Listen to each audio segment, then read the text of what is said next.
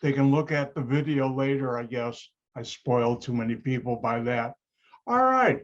Good afternoon, everybody. Welcome to the last real lecture of Chem 170 Organic Chemistry with your host, me, Dr. White. Remember, next Monday will be the final exam. We will not have, there's someone showing up. We will not have lecture at 1 p.m. I will send out an email with the password for the final exam. And sometime Sunday afternoon or late morning, I will have in D2L the password protected PDF file of the final exam. I'd recommend you download it then instead of waiting for the last minute. And at that point, at 1, give or take a few minutes, I will send out an email to all of you with the password. And you'll have until Tuesday, 11 a.m. to take the final exam, upload your answers as a single PDF file, just like we've done with the hourly exams. I also, at the latest Friday, I will say by Saturday, 9 a.m. or sooner, hopefully a lot sooner, next week from this Saturday, I will, or the Saturday after you take the final or earlier, I will post your total scores, your final course grade in D2L. ECC access, when I post it, sometimes takes a while before you can see it.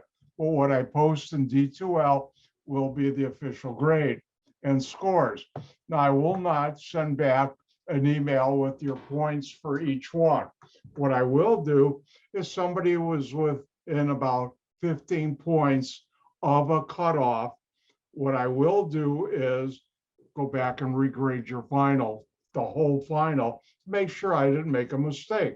I don't think I've ever made a mistake more than 1 or 2 points when I've done that. I haven't missed big time ever. So that's coming attraction. Remember, next Monday, no lecture. Now, ECC doesn't have an official finals week. And because of that, well, if you've taken your final on Monday, no lab, what's there to do? Well, you can stop by and say hello to Dr. White on Wednesday for a little while. I am, and not only me, but all faculty are required to have all their classes the last week, even though you've given a final. And I'll be here on Wednesday at 1 for about 15, 20 minutes. If nobody shows up, I'm going to close shop and we'll be done. All right. Now, about the final exam.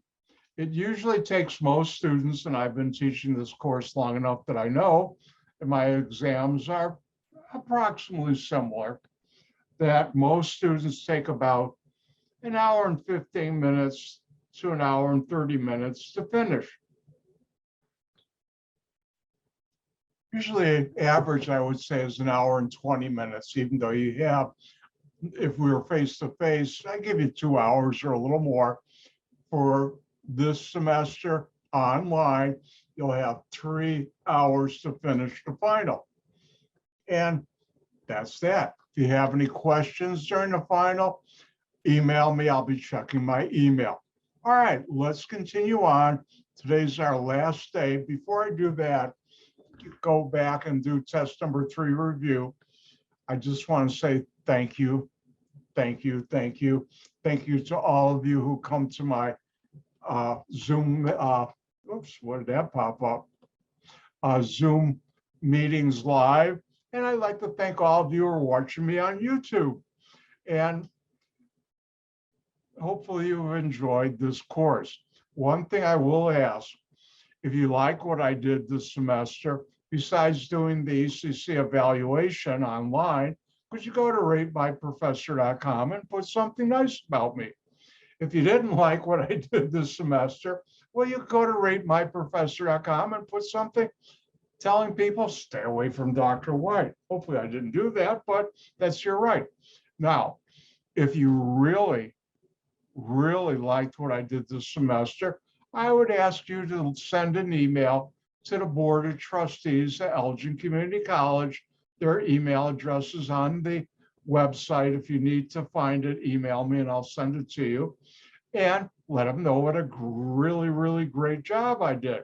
Now, if I did a really, really bad job, I hope I didn't, but if you think I did, send the Board of Trustees an email too. All right, with that, let's continue. I finished on Monday test number 2 material. Let's go through test number 3 material.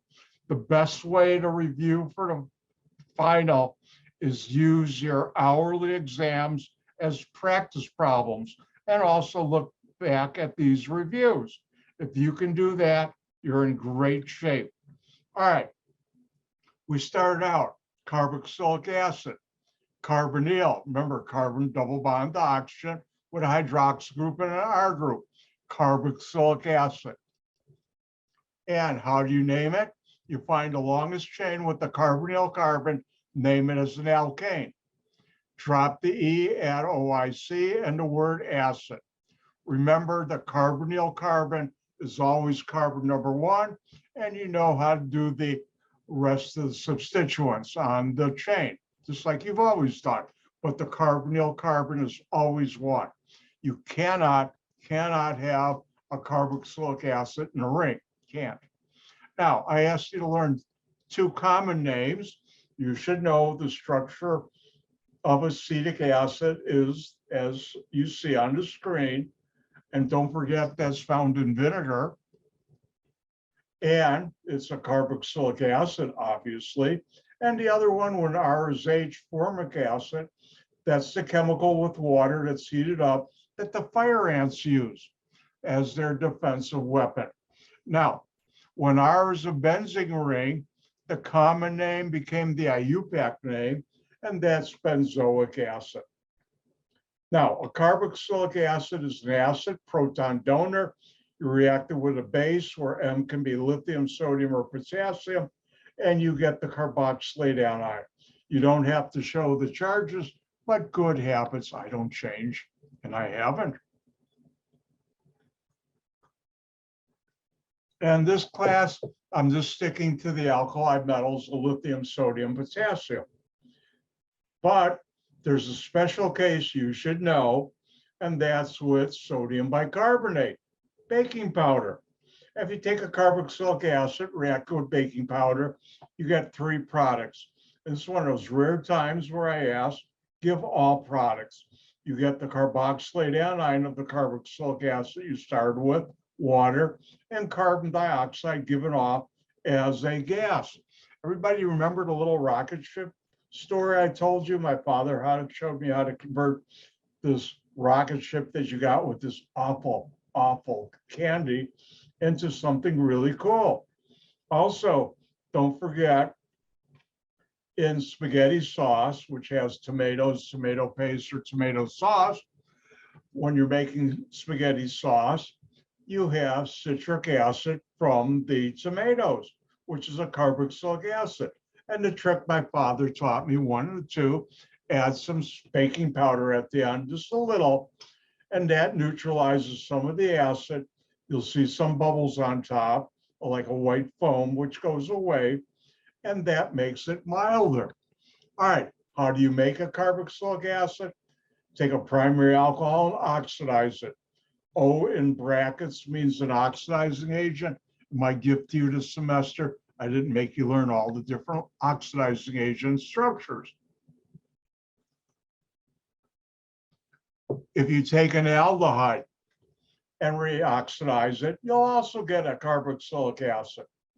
Now, if you go back and look at the ketones aldehydes chapter, you'll see if you oxidize a primary alcohol, you also can get an aldehyde, which means that reaction I'll never put on, or if I do, there are 2 possible answers, because it really matters what oxidizing agent you use, which I don't teach in this class, but I've learned as a synthetic organic chemist. Now, a really cool way of making a carboxylic acid is taking the Grignard reagent, RMGX, where X can be chlorine, bromine, or iodine, reacting with carbon dioxide. And why do I say it's cool? One, you're using a Grignard reagent. That's always cool. And two, a lot of times you'll use dry ice, which is solid CO2, which is pretty cool. Second step, acid and water, and you get a carboxylic acid that's one carbon longer than the R group you start with. Now, next I talked about a derivative of carboxylic acids, and that's an ester. And if you've been out in the nice weather we've had the last couple of days, and you smell something really nice like the flowers and bushes, which by my house and on my house I have, and my neighbors have. And this morning I was out sitting on my back deck just enjoying the weather. Oh, it was so nice before it got hotter. And I smelled those flowers, and that's due to the functional group, the ester. The ester is a carbonyl with an oxygen with carbons on it, R prime, and the carbonyl carbon has carbons in it in R. How do you name them? You name the R prime as the alkyl group it is, and you put that in front. And there are two ways of doing it. The IUPAC way is name the carboxylic acid used to make that ester, pretend R prime is an H, then you drop the IC in the word acid and add ATE. Now I had a very sharp, and is hopefully still a sharp, Chem 170 student. He graduated, he passed with a high A, very sharp. And he came up and said, you know, for everything except when R is a benzene ring, my method is easier. Name the alkane, which is the longest chain with the carbonyl carbon, the R group, as an alkane. Drop the E and add OATE. Both ways you still put R prime in front. Now, I've asked you to learn one common name, and that's this ester, which nobody ever calls it, I gotta think for a second, ethyl ethanoate, because they don't. The common name is ethyl acetate. And that's one of the two compounds used for nail polish remover. When I ask, give the example of an ester or carboxylic acid used in your daily life, and what functional group is it? What's the name of the product? Yes, I did. Test number 3. And you could have put ethyl acetate, ester, nail polish remover. Now here we have a carboxylate anion, which we showed you earlier how to make, but how do you name it? Well, you name the M plus, the cation, as the element it comes from in front. Like you saw Na plus, that would be sodium. And then you use part 2, either A or B, of the ester up here. And that's how you name a carboxylate. And I already said this, but when I asked this on a test, I did on test number 3. And that is, what are esters responsible for? The smell of many flowers and the smell and taste of not all, but a lot of fruits and vegetables. If you smell a banana or taste one, you're tasting an ester. Now, how do you make an ester? You take a carboxylic acid and react it with an alcohol using acid catalyst. And here we get an ester. Remember, the R prime, the carbon with the hydroxyl group, is the carbon, this oxygen in the ester is bonded to an R prime in the ester. Now, esters, you can react with acid and water, and we learned later on, this happens in your stomach where the acid is hydrochloric acid, and you break it down to a carboxylic acid and the alcohol you would have used to make that ester. Now, if you do base hydrolysis, where you take a base, and for this class, I'll just stick to the base, lithium, sodium, or potassium hydroxide and water, you'll get back not the carboxylic acid, but the carboxylate anion of the carboxylic acid, because the carboxylic acid will immediately react with that base, but you do get back the alcohol you would have used. So you get these two compounds. Next, I talked an area that I am very familiar with. How familiar? Well, I've got about 9 US patents in this area. I'd say I know a little about it, a lot. And that's amines and amine derivatives. What is amine? A nitrogen where you replace one or more of the hydrogens of ammonia, NH3, with alkyl groups. And here I have the three different types. How do you name them? Well, if you work in that industry, and I have, and I do still, you don't use IUPAC, you use common names, and you name each R group as the alkyl group is attached to the nitrogen, and then add the word amine. Now, one of the things I've unfortunately brainwashed you, how many bonds to carbon? 4. Well, amines have 3. Now, another amine derivative can also have 4, but if you see a nitrogen, it can have 3 or 4 bonds. And for amines, the remainder are made up of hydrogens. Now, there's one special amine I would like you to know, and the common name is the IUPAC name. That's when you have a benzene ring attached to NH2, and that IUPAC said, you know something, we're not going to change those organic chemists. So the common name became the IUPAC name, and that's called aniline. And that's used to make a lot of things in our daily life, including the dyes for your clothes.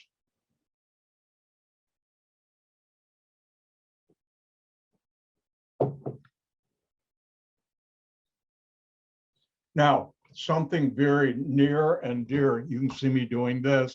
That's still working. Thank you, Lord. But anyways, not to bring religion into the classroom. Uh-oh, it's awful humor last day of the semester. And that's quaternary ammonium salts. That's where you have 4 R groups, and they can be the same or different.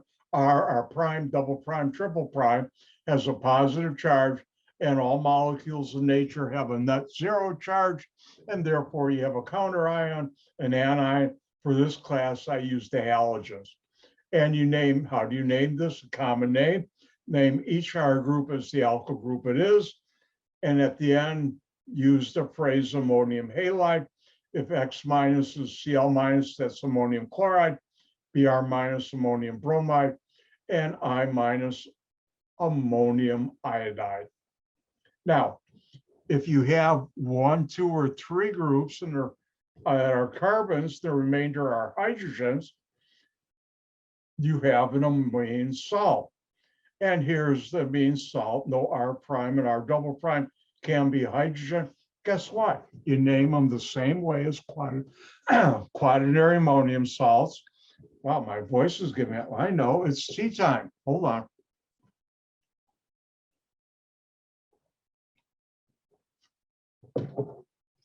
Test, ketone. Okay, it's working. And you name it the same as a quaternary ammonium salt, because it's an amine salt, you're never going to have 4 alkyl groups. You have 1, 2, or 3. All right, how do you make an amine? Take ammonia, alkyl halide, X is chlorine, bromine iodide, the presence of base, replace one of the hydrogens with an R group, and you make a primary amine. And I'll never ask on the final what's primary, secondary, tertiary amine, but I taught you that because I use it. Now, if you take a primary amine and react it with an alkyl halide, X can also still be chlorine, bromine iodide in the presence of base, you get a secondary amine. You take a secondary amine, react it with an alkyl halide, the presence of base, you get a tertiary amine. In all these, the carbon with the halogen is the carbon bonds to nitrogen. I'll say that again. The carbon with the halogen, and Rx or R prime X, our double prime X, is the carbon the nitrogen will be bonded to in the amine, secondary, tertiary amine. Now, a reaction, oh, so near and dear to my heart, because it helped make me a lot of money, got me around the world, was if you take a tertiary amine, react it with an alkyl halide base, you make a quaternary ammonium salt. And don't forget, quaternary ammonium salts, this is where I made a lot of money, are used as fabric softeners, and I also made a lot of money because they're used as antimicrobial compounds. When I asked, give an example of the use of a quaternary ammonium salt, yes, I did. Now, this is called the nitrile, carbon-nitrogen triple bond. 2 pi bonds, 1 sigma bond. And as you know, with a carbon-carbon triple bond, add excess hydrogen with a catalyst, which can be nickel, platinum, or palladium. You break the 2 pi bonds. In this case, each atom of the triple bond gets 2 hydrogens, and you make a primary amine. Now, amines are bases. So if you react HX, an acid, you'll make an amine salt. Now, there are other acids I could use, but I'll just stick to the hydrogen, halogen, these three, HCl, HBr, HI. And remember, R prime and R double prime can be hydrogen, but there's going to be at least one R group. And as you've seen all semester, I don't really play tricks and try and trick you into putting a wrong answer down on a test. That's not who I am.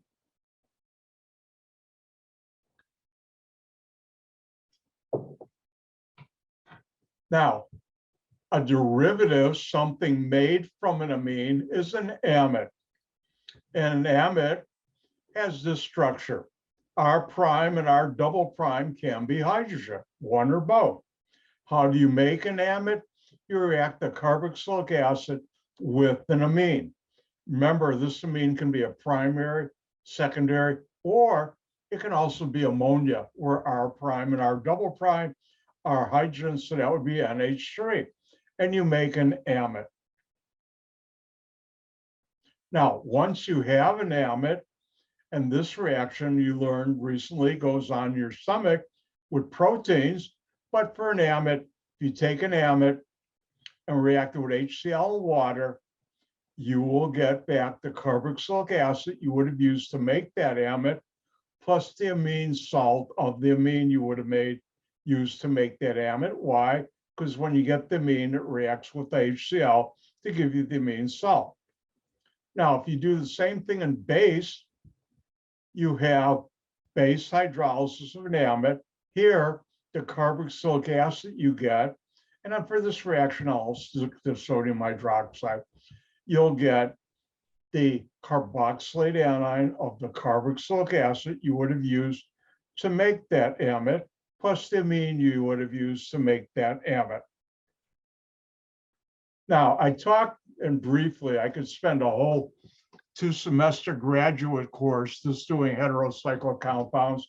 I think I spent about 10 minutes, but the more important things that you should know for your daily life, I did cover in depth. And you should know, what are heterocyclic compounds? Those are rings with carbon and other atoms, and those other atoms are oxygen and nitrogen. I only asked you to learn one heterocyclic compound, and this is the IUPAC, common name became the IUPAC name, and that's pyridine. If you remember, I showed you a pyridine derivative, a quaternary ammonium salt with pyridine that's in my mouthwash that helps my gums and teeth stay nice and healthy. Because before I found that out, if I'd gone like this, I would have said, ouch, and I didn't. Thank you. You're welcome, pyridine. By the way, pyridine is the foulest non-sulfur compound, one of them I've ever smelled. Think about taking a dead fish, putting it in a Ziploc bag, putting it in your backyard for a week and go smell it after. Pyridine is worse, I'll bet. Oh no, we're done with that. Well, let's continue on with something else.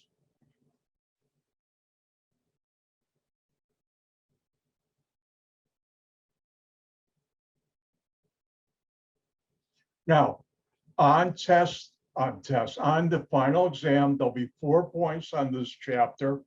And I talked about amino acids. And amino acids has a structure, carboxylic acid on the alpha carbon, the carbon bond to the carbonyl is an NH2 group, an amino group. And if we look at that carbon,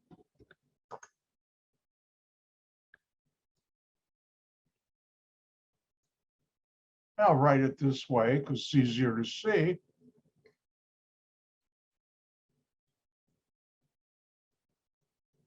We look at the alpha carbon, this one right here. When R is not hydrogen, it even says it on this slide, there would be 4 different groups or atoms or combination. Hydrogen, R is not hydrogen, so something different, NH2 and a carboxylic acid. And that would be an example of a chiral carbon, making it a chiral amino acid. And you should know that. I'm not going to ask anything on this, but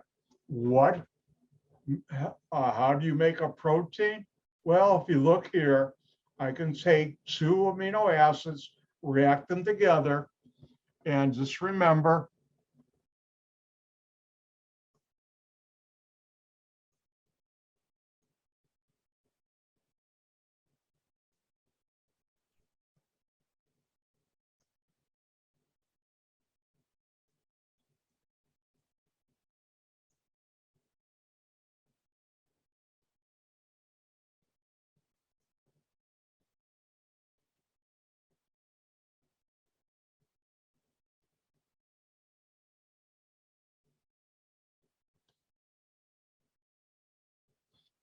as I mentioned earlier, how do you make an amide? Right here. Well, in this case, we can call this whole thing here R prime, and one of these hydrogens are double prime. And notice in red here, so you got fancy with Technicolor. I just did a generation gap on you, and you get an amide. Now, a protein is 50 amino acids held together. And what's the key functional group in a protein? The amide bond, and you should know that. What's the key functional group in a protein? An amide bond. If you're in a protein class or whatever, biochem, they'll call that a peptide bond. But you're with a synthetic organic chemist, me, and I'm going to call that an amide bond. You should know that. Now, and I'll go over this again, when you eat or digest a protein in your stomach, mine too, we have cells that make hydrochloric acid, which every time I think about it, I'm astounded that we all have cells in our body that make hydrochloric acid. That's just amazing. I guess because that's inorganic chemistry, and I'm just amazed you can do that. Organic, I can understand. Inorganic, that's amazing. And if you take an amide, HCl, and water, as I just mentioned, you get back the carboxylic acid you would have used to make that amide, plus the amine salt of the amine. Now, in the case of, I just show a peptide, but the same thing would be true. Notice when you do get that, you get back in the same molecule, the amine, the carboxylic acid, which we call an amino acid, and this is a protonated version of it.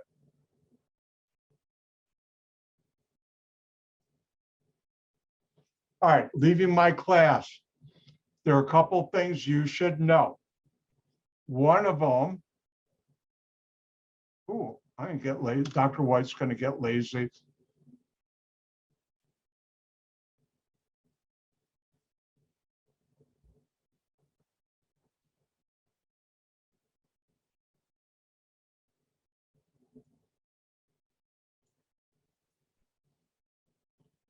You should know how soap works. If you remember, I asked that in test number 4, and that is you should know the structure of soap has a nonpolar tail, polar head. You should know water, polar, dirt and grease, nonpolar. And the most important thing is like dissolves like. Things that are polar are soluble in polar things. Things that are nonpolar are soluble in nonpolar things. When you mix 2 together, they're not soluble. Well, dirt is nonpolar. If you want to get it off your hands, luckily mine are clean. Yep, they're clean. Don't look. But anyways, I said it's last day real bad humor.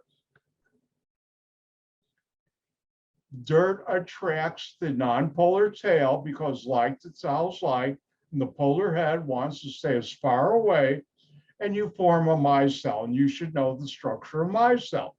And now surrounding the dirt on the outside are the polar heads of soap. And the micelle looks polar. So water looks at the micelle and says, I don't know if it says, but, oh, micelle, I'm polar, you're polar, let's go down the drain together. And they do, and that's how you get dirt off your hands, how you clean your clothes, your dishes, anything else you use a soap or detergent for. Now, I'm not going to go through test number 4 material because I just did that a week ago.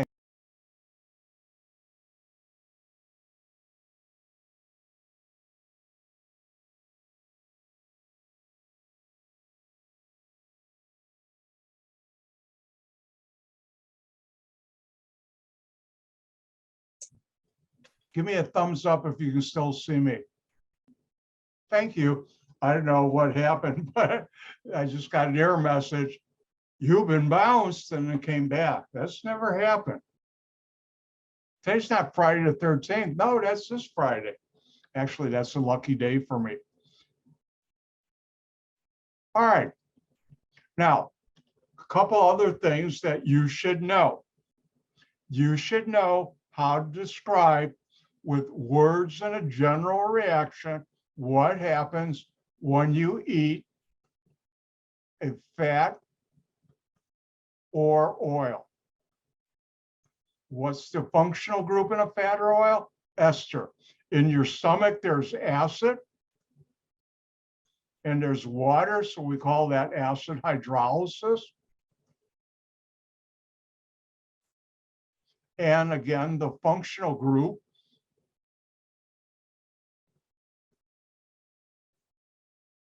is an ester. So when you eat a fat and oil, you chew your food and swallow it. I tell you the story when I was about 3 or 4, maybe even younger.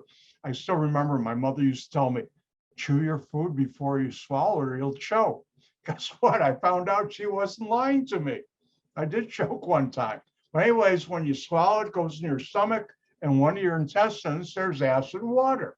And there's acid hydrolysis of an ester. What's the general reaction?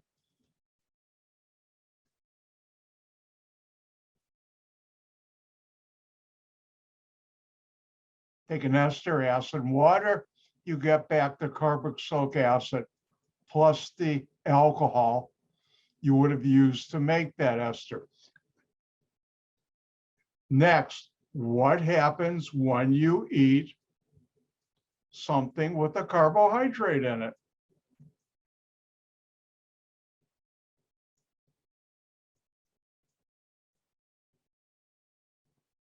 And what's the functional group that holds glucose together in a polymer of carbohydrates like starch?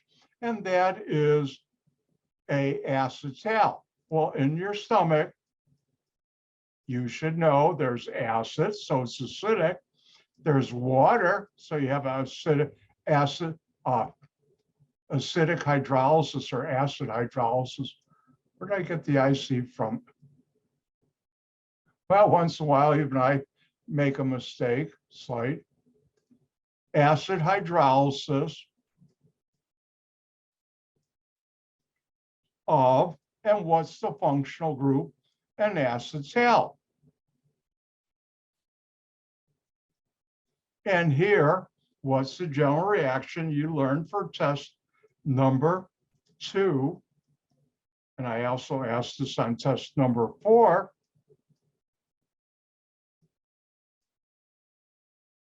You take an acetal, react it with acid and water. What do you get? You get back the carboxyl, the ketone or aldehyde you would have used to make that acetal or ketal, plus the alcohol you would have used to make that acetal or alcohol. And for those like the balance, which I don't, which is why I try and make it as tiny as possible, there's a 2. Now, the third and final major food group are proteins. And in your stomach, what happens when you eat a protein? And you have acid hydrolysis, acid and water.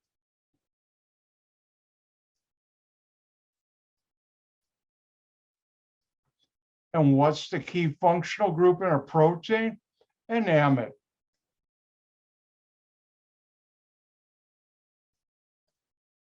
And what's the general reaction?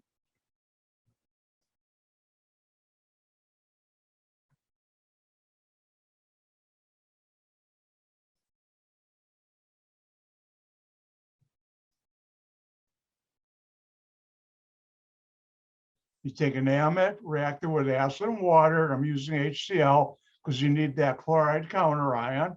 You get back the carboxylic acid plus the amine salt of the amine you would have used to make that amide.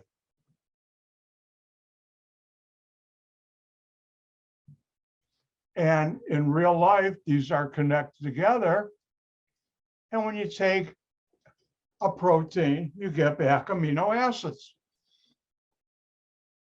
So, leaving my class, I've already talked about how soap works. You should know and be able to describe with words and a general reaction what happens when you eat a fat or oil. That's acid hydrolysis of an ester. The functional group in a fat or oil is an ester. And here's the general reaction: ester, acid, and water. You get back the carboxylic acid plus the alcohol you would have used to make that ester. Next, you should know how to describe with words and a general reaction what happens when you eat a carbohydrate. And the functional group in a carbohydrate, starch, is an acetal. That's what holds glucose together. I showed you that. And so you have acid hydrolysis of an acetal. And here you have acetal or ketal, acid and water, goes back to ketone or aldehyde, plus the alcohol you would have used to make that. And in real life, those are connected together in glucose. And finally, what happens if you eat protein? And you can be either a vegan or like a meat. I like both. I'm not a vegan, but I love soybeans. I also like a good hot dog or hamburger. And what happens after you chew and swallow that? Well, what's the main functional group or the key functional group in a protein? You should know that's an amide. And you have acid hydrolysis of an amide. And here we have an amide, HCl and water. You learned this for test 3. And you get back the carboxylic acid plus the amine salt, the amine you would have used to make that amide. And that's that. Now, I'm not going to go through all of the stuff on test number 4 material, because we just went through the test on Monday, and last week I went through a review. You can go back and look at the videos. Everything's posted online. Couple of things. You have my email address. If you ever need my help, always feel free to contact me. Organic chemistry or other things, but mainly organic chemistry or chemistry in general. Also, if you remember, the first day of class, I said, my world of organic chemistry is your world of organic chemistry, but you just don't know it. Well, now I can say my world of organic chemistry is your world of organic chemistry, and you do know it. And you now have knowledge that the majority of people on our planet don't have a clue about, and something that's very important to our daily life. And you do know things about it. And with that, I'm done. I'm done for today. I'm done for the semester. Don't forget Monday. Oh, one other thing, time out. By Friday, maybe even earlier, but Friday at the latest, let's make it Saturday morning.